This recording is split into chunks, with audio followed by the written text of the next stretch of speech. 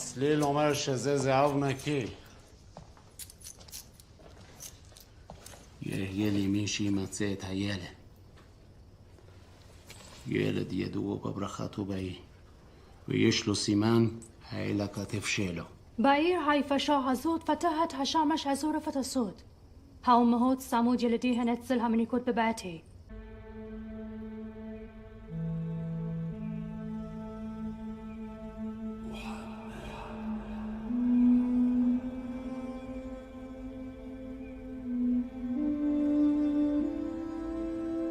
Tidak ada seorang nabi yang diutus oleh Allah kecuali memiliki tanda kenabian. Hanya saja selain Nabi Muhammad SAW, letaknya itu ada di tangan kanan.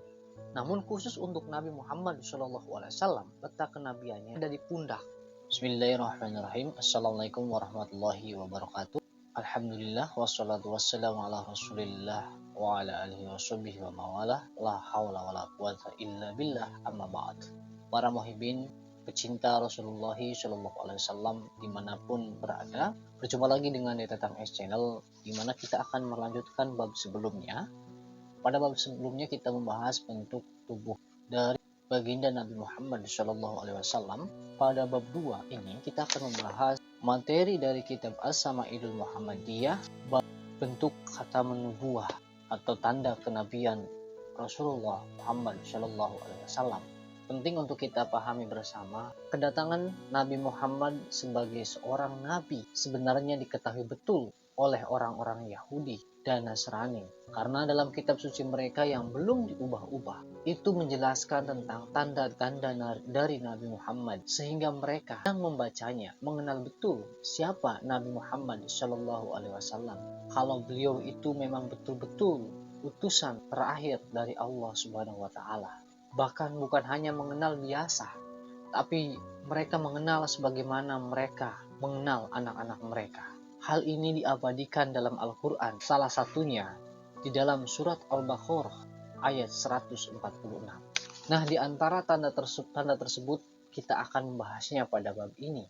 Seperti kita tahu, di waktu kecil Rasulullah SAW sering diajak berniaga ke Syam bersama pamannya. Dan dalam satu perjalanan pernah bertemu dengan seorang pendeta yang bernama Bukhairah, yang saat itu berpesan kepada sang paman Abu Thalib agar menjaga, karena anak yang ada bersama Abu Thalib kelak akan menjadi orang besar, yaitu menjadi nabi terakhir. Dan hal itu salah satunya diketahui dari tanda yang ada di pundak Rasulullah SAW. Untuk lebih jelasnya, mari kita simak bersama penjelasan bab khatamun nubuwah yang ada dalam kitab As-Sama'ilul Muhammadiyah karya Imam At-Tirmidzi. Dalam suatu riwayat yang bersumber dari As-Sa'ib bin Yazid radhiyallahu anha. As-Sa'ib ini merupakan kakek dari Imam Syafi'i.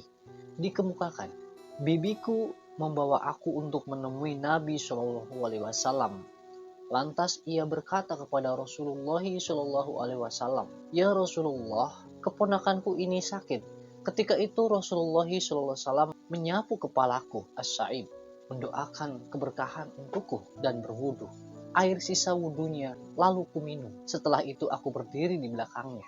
Aku memandang kepada khatam atau tanda kenabian yang terletak di antara kedua bahunya. Ternyata khatam itu sebesar telur burung dara. Menurut Ustadz Bitoh Purnomo, ada beberapa hikmah yang bisa kita petik dari hadis ini. Yang pertama, ketika kita sakit atau anak-anak kita sakit, selain datang ke dokter, kita juga dianjurkan datang kepada orang-orang soleh, baik itu para ulama, ustadz, para habaib, untuk meminta doa agar Allah memberikan kesembuhan. Kemudian dari hadis ini kita juga mendapatkan pelajaran tentang adanya pensyariatan tabaruk, yaitu mendapatkan keberkahan dari sisa air wudhu Nabi Muhammad SAW. Yang dimaksud di sini air yang telah digunakan dari wudhunya Nabi. Dan dari penjelasan hadis ini dinyatakan bahwa letak khatamun nubuwah, tanda kenabian dari Nabi Muhammad SAW, ada di bahu, ukurannya sebesar telur burung dara.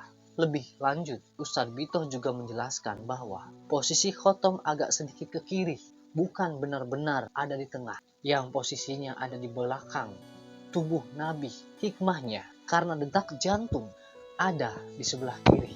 Kemudian, apakah setiap nabi memiliki tanda kenabian? Tidak ada seorang nabi yang diutus oleh Allah kecuali memiliki tanda kenabian. Hanya saja selain Nabi Muhammad SAW, letaknya itu ada di tangan kanan. Jadi kalau nabi-nabi lain selain Nabi Muhammad, letak tanda kenabiannya ada di sebelah tangan kanan. Namun khusus untuk Nabi Muhammad SAW, letak kenabiannya ada di pundak, di tempat yang tersembunyi. Salah satu hikmahnya adalah karena tanda kenabian Nabi Muhammad SAW itu sangatlah nampak, begitu jelas, sehingga tidak butuh lagi diberikan tanda yang nampak. Karena dengan raut mukanya, dengan segala tindak tanduknya, tutur katanya, orang sudah bisa menebak pastilah beliau ini adalah utusan Allah Subhanahu wa Ta'ala.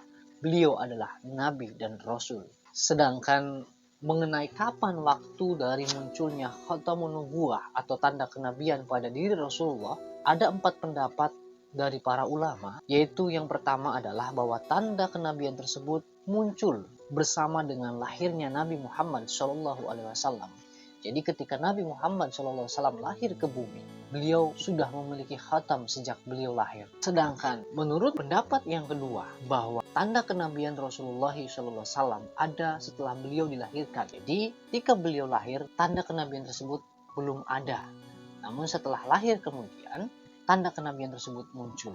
Kemudian pendapat ulama yang ketiga, yaitu ketika dada Rasulullah SAW dibelah oleh malaikat Jibril alaihissalam, yaitu saat Rasulullah SAW berada di asuhan Sayyidah Halimatus Sadiyah atau ibu susuannya Rasulullah SAW. Dan pendapat yang keempat, yaitu saat beliau diangkat menjadi nabi, berarti saat beliau berusia 40 tahun.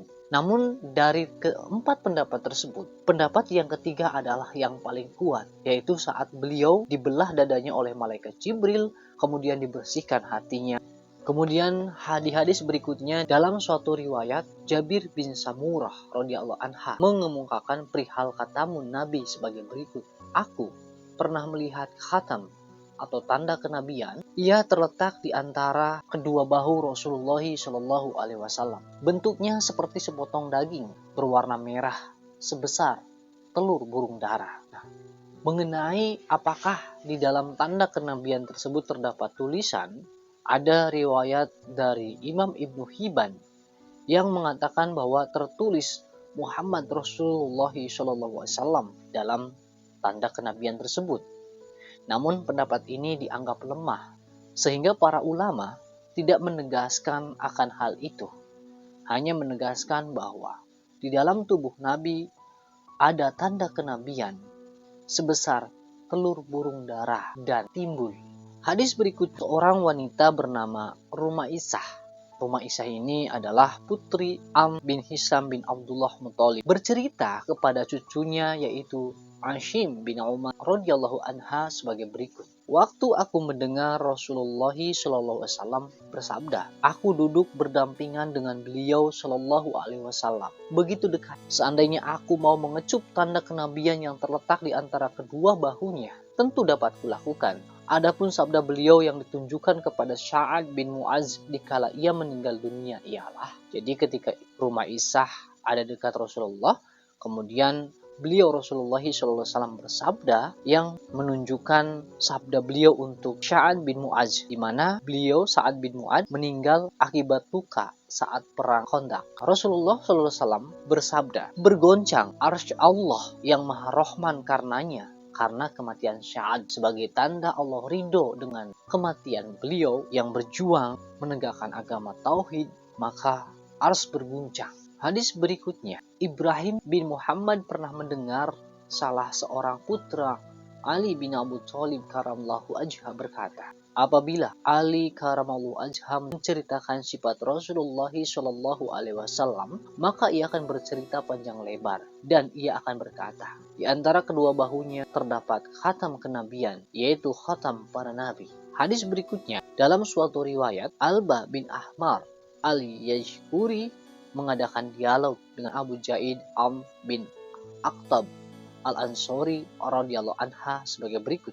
Abu Jaid berkata, Rasulullah Shallallahu Alaihi Wasallam bersabda kepadaku. Jadi Rasul bersabda kepada Abu Jaid, wahai Abu Jaid, mendekatlah kepadaku dan usaplah punggungku.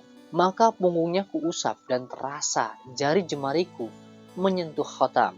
Aku, dalam hal ini aku di sini adalah Alba bin Ahmar al-Yaskuri, bertanya kepada Abu Jaid, apakah khatam itu?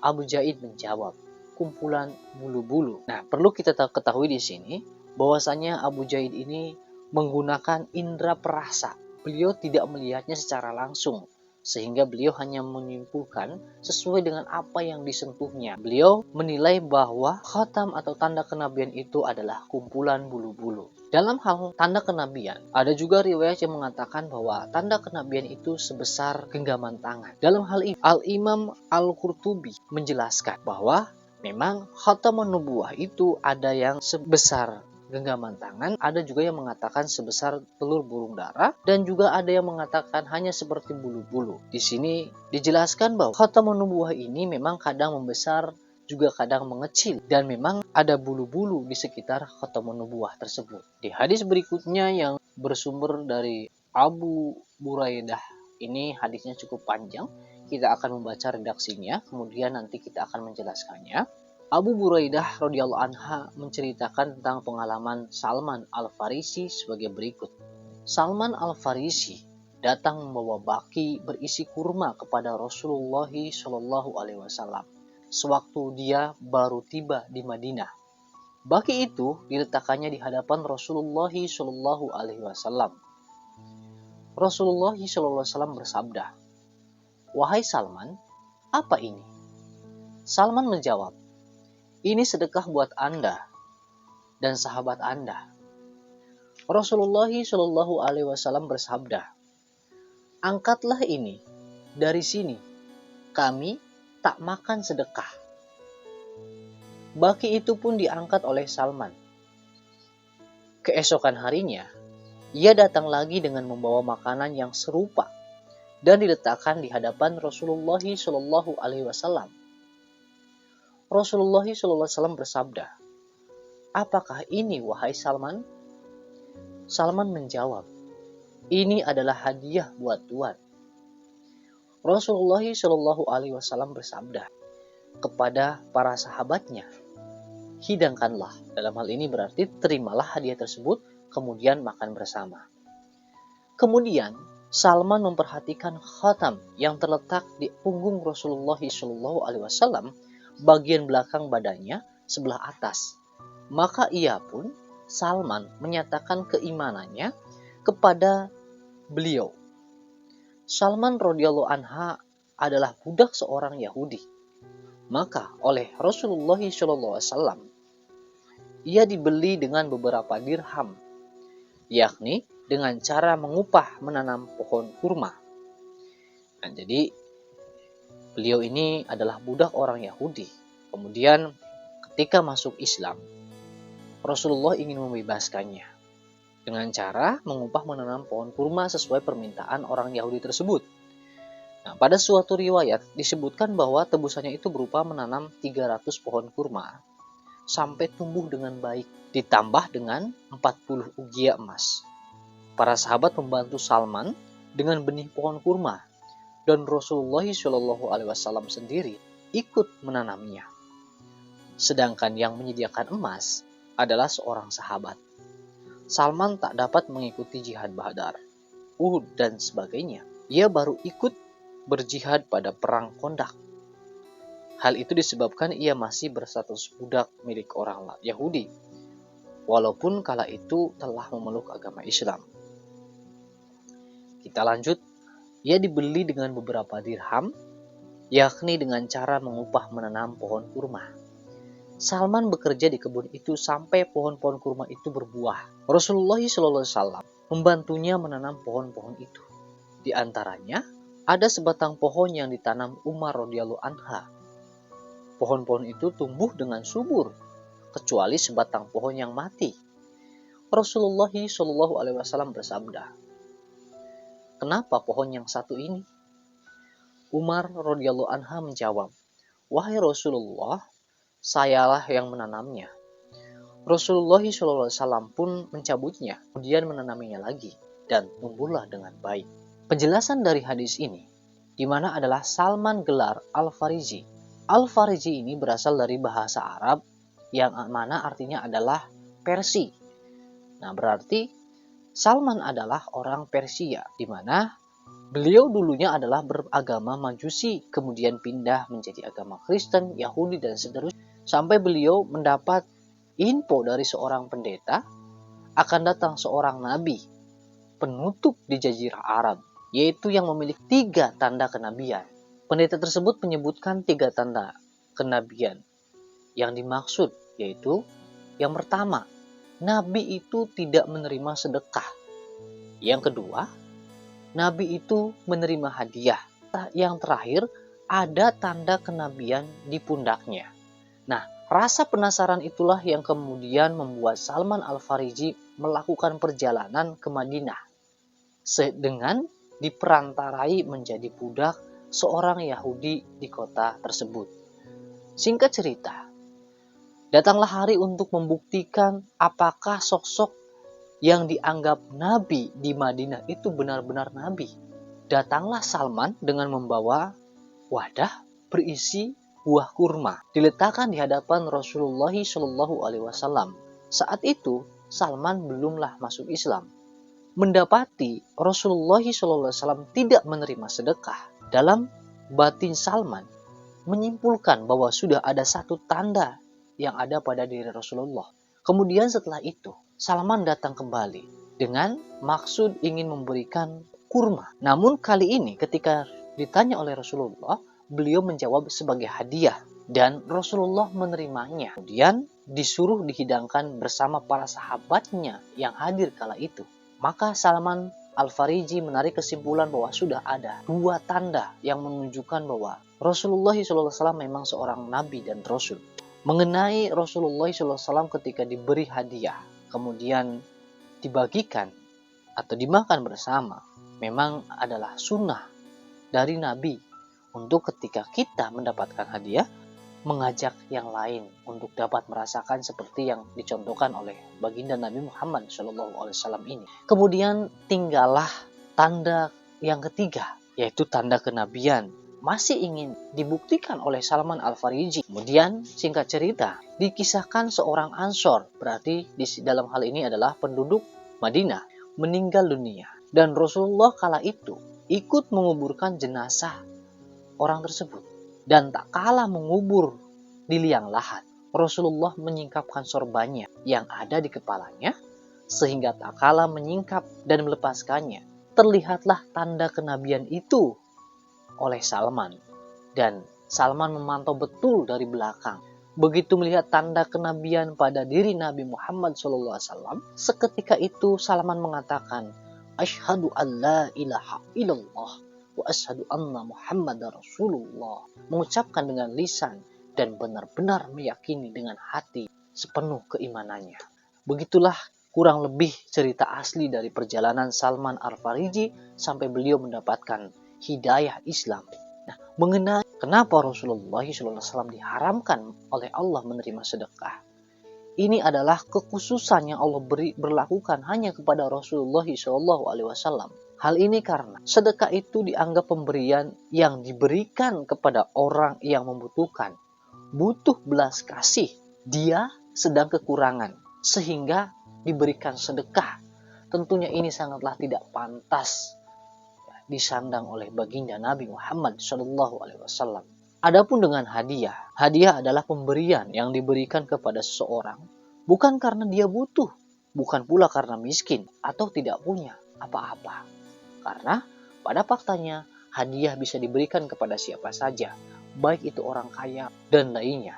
Di mana hadiah biasanya adalah pemberian karena apresiasi, ingin menunjukkan rasa senangnya, bahagianya, atau memuliakannya atas keberhasilan yang didapatkan seseorang contohnya. Menginjak pada hadis berikutnya, Abu Nadrah Al-Aufi pernah bertanya kepada Abu Sa'id Al-Khudri perihal khatam.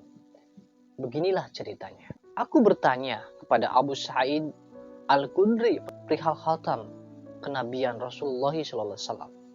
Ia menjawab, khatam itu di bagian belakang badan Rasulullah SAW, merupakan daging yang menyembul. Ini agak muncul ya. Kemudian berikutnya Abdullah bin Sirjis. Beliau ini adalah sahabat Rasulullah SAW yang tinggal di Basrah. Abdullah bin Sirjis menceritakan pengalamannya tatkala bersama Rasulullah SAW. Aku datang menghadap Rasulullah SAW sewaktu beliau sedang berada di antara para sahabat-sahabatnya. Aku berkeliling sedemikian rupa di belakangnya. Rupanya beliau pun mengerti apa yang kuinginkan. Jadi ketika ada orang berkeliling ya di belakang Rasulullah, Rasulullah mengerti apa yang diinginkan orang tersebut. Maka beliau, Rasulullah SAW, melepaskan selendang dari punggungnya. Kemudian terlihatlah olehku tempat khotam kenabian yang berada di antara kedua bahunya sebesar genggaman tangan. Seperti jelaskan tadi ya, tanda kenabian itu bisa mengecil dan membesar. Di sini sebesar genggaman tangan. Di sekitarnya terdapat tai lalat seakan-akan kumpulan jerawat. Sebelum aku kembali, aku menghadap dulu kepada Rasulullah SAW karena sudah diberikan sesuai dengan yang diinginkan oleh Rasulullah. Maka beliau ingin mengucapkan rasa terima kasihnya. Kemudian kukatakan, wahai Rasulullah, semoga Allah Subhanahu Wa Taala melimpahkan maghfirahnya kepada Tuhan. Beliau pun menjawab, Rasulullah kemudian bersabda ya, atau menjawab, bagimu juga. Kemudian orang-orang yang ada di sekitar ketika itu bertanya, apakah Rasulullah SAW memohonkan ampunan untukmu? Ia menjawab, iya, dan juga untuk kalian. Kemudian ia membaca ayat Quran surat Muhammad ayat 19. Wastaghfir li dzambika walil mu'minina wal mu'minat. Di mana artinya, dan mohonlah ampun karena dosamu, dan mohonkanlah ampun untuk orang-orang mukmin, laki-laki dan perempuan. Nah, ini adalah perintah Allah kepada Nabi Muhammad SAW, istighfarnya Rasulullah SAW, mana mintakanlah ampun ya Muhammad untukmu dan untuk dosa-dosa kaum mukminin dan mukminat. Itulah doa istighfar Nabi Muhammad SAW yang sudah disampaikan untuk kita. Tidak hanya sekedar sahabat, mukminin dan mukminat sampai hari kiamat. Nabi Muhammad SAW sangat mencintai kita dan sangat peduli kepada kita. Salah satunya sudah diabadikan, dijelaskan dalam Quran surat At-Taubah ayat 128-129. Aku ja'akum rasulun min anfusikum azizun 'alaihi ma anitum harisun 'alaikum bil mu'minina raufur rahim. Begitu besar dan cintanya Rasulullah SAW, begitu peduli dan santunnya Rasulullah SAW terhadap umatnya. Bukan hanya umat yang berada atau hidup bersama Rasulullah SAW, bahkan menjelang kematiannya Rasulullah SAW bukan mengkhawatirkan siapa-siapa, bukanlah keluarganya atau para sahabatnya yang begitu dekat dengan beliau, tapi beliau senantiasa memikirkan bagaimana umatnya, bagaimana kita sepeninggal Rasulullah. Begitu besarnya kepedulian dan rasa cinta Nabi Muhammad SAW kepada kita umat. Maka dari itu tentulah sangat merugi jika kita tidak mencintai beliau Rasulullah SAW. Dan semoga pembahasan mengenai kitab As-Sami'il Muhammadiyah ini semakin membuat kita mengenal Rasulullah SAW lebih dekat lagi. Kemudian bisa menambah rasa cinta dan keyakinan kita kepada beliau, bahwa beliau memang adalah utusan Allah yang ditugaskan untuk menyempurnakan akhlak manusia dan juga menyempurnakan ajaran agama Allah sebelumnya. Semoga kita semakin diberi semangat untuk terus belajar mendalami setiap ajaran dan contoh yang diwariskan oleh baginda kita semua, Nabi Muhammad SAW. Barakallahu fikum. Sampai jumpa di video berikutnya. Assalamualaikum warahmatullahi wabarakatuh.